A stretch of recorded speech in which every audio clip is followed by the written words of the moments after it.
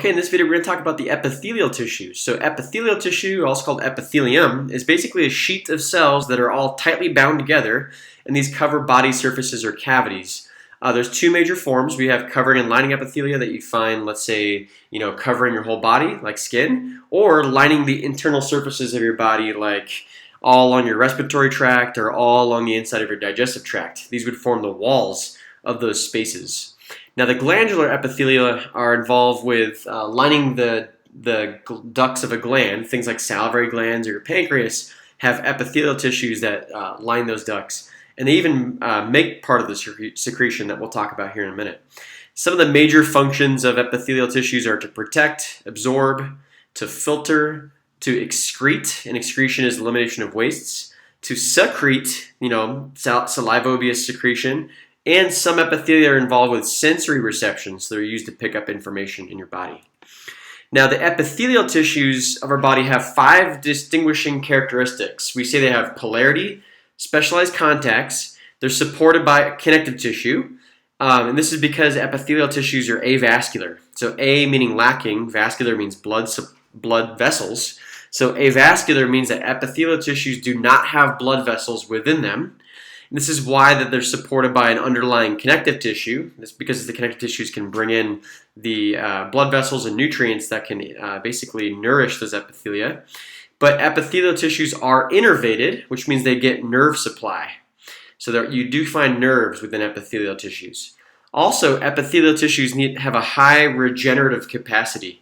This is because they're involved with protection, and they're exposed to a lot of damaging factors, so they need to be able to regenerate pretty frequently.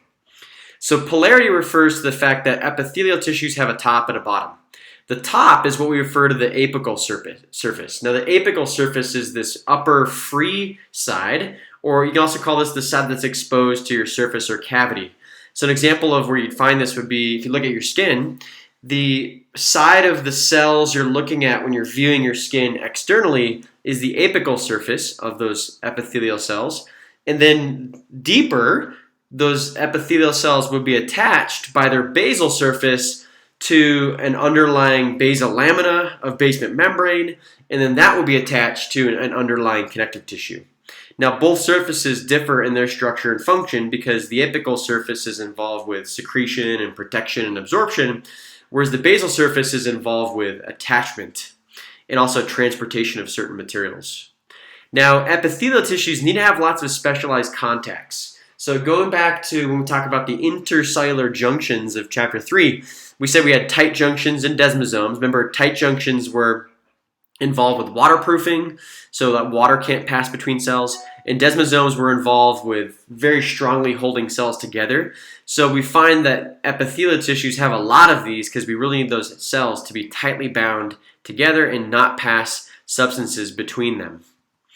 Now, connective tissues all support epithelial tissues. And what we find is that the epithelial sheets, are basically these long mats of cells that are all interconnected, are supported by an underlying connective tissue at some point. Now, we have this reticular lamina that's deep to the basal lamina, and it's basically a network of collagen fibers that these epithelial cells attach to. And this is part of the basement membrane. So the basement membrane is made of the basal and reticular laminas. It's basically something that reinforces the epithelial sheet. Think of this as like the Velcro for these cells to attach to. This basement membrane also resists stretching and tearing, and it defines the epithelial boundary because just deep to basement membrane, that's when you have the underlying connective tissue that would basically help to support and nourish the epithelium. Now, we need an underlying connective tissue because epithelial tissues are avascular, which means that they don't have blood vessels within them, but they do have a lot of nerve supply. So because of the fact that epithelial tissues don't have blood vessels within them, they need to be nourished by diffusion, or sort of movement of particles from an underlying connective tissue. Now, these epithelial do have nerve fibers, and these are involved with receiving information in different areas of your body. Now, epithelial tissues also have a high regenerative capacity. This is because they are exposed to friction or hostile substances, which can result in damage, and therefore must be replaced.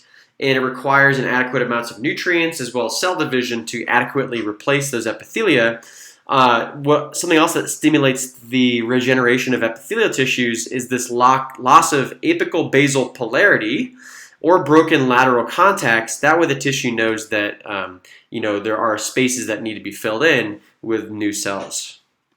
Now, what we'll do next is move on to talk about the classification of epithelial tissues. So all epithelial tissues have two names. The first part of the name indicates the number of cell layers. So if we say it's a simple epithelial tissue, it means it has a single layer of cells. If it's a stratified epithelial tissue, it has two or more cell layers thick. An example of this would be skin, where you have probably over 30 cell layers thick. So we would call it a stratified epithelium. You'd find an example of simple epithelium like in your respiratory passages, specifically the alveoli, where you need rapid absorption of gases. Now, another name here would indicate the shape of the cells. So squamous means that the cells look kind of flattened or scale-like. Cuboidal means they look box-like, like a cube. And columnar means they're taller than they are wide, or column-like. So what we do then is we can mix the combinations of these words here. So we can have simple squamous epithelium or stratified cuboidal epithelium. And that tells you basically the number of cells and the shape of those cells. In the stratified epithelia, the shape can vary in each layer. So ultimately, we classify the stratified epithelium based on the shape of the cells at the apical surface of the epithelium. And I'll give you guys an example here in a minute. So you can see here is a classic example of simple squamous epithelium. We can tell it's simple squamous because you have one layer of cells here, and they're flattened, which means they're squamous. So we said it's a simple squamous. Now we can compare this down here to a stratified epithelium. And if you look, first of all, you can tell this is stratified because you have many cell layers that are stacked upon each other. Now you might wonder, okay, well, these cell shapes can kind of vary the closer you get to the surface. And you might say, okay, these ones kind of look cube-shaped, so then you might be inclined to say stratified cuboidal, where you have many layers of cube-shaped cells. However, the stratified epithelial tissues that are named for the shape of the cells at the apical surface. So you can see that apically, we see that these cells are more flattened. So we would call this type of epithelium actually stratified squamous, which is basically like what you'd find in your skin. Now, remember, squamous is flattened, cuboid is cube-shaped, and columnar is more column-shaped. You'll find that when you look in a microscope, they're not going to be in their three-dimensional views. They're going to see more two-dimensional like this. So when we start looking at microscopy images here pretty soon, you'll see cells that are shaped like this. We see they're squamous, or cube-shaped, cuboidal, or columnar down here, which are more column-shaped. But in reality, they're actually three-dimensional structures here.